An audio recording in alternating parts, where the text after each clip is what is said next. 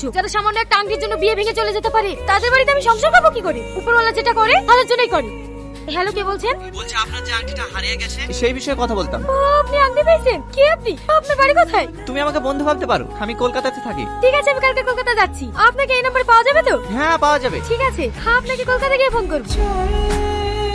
সালমা, সত্যি খুব খারাপ লাগছে রে তোর বিয়ে ভাঙার কথাটা শুনে। ওয়ালি টেনশন করিস সালমা, ওর থেকে ভালো ছেলে পাবি। ওরা খুব লোভী ছিল, বিয়েটা হয়নি, ভালোই হয়েছে। ঘটনা এমনি ঘটে না ও বন্ধুরে, এক হাতে তালি বাজে না, দোষ তো তোমার কম ছিল না ও বন্ধুরে। এই, তুই সবসময় পিছনে লাগিস কেন বলতো? আমি কি তোর পিছনে লাগে যাই?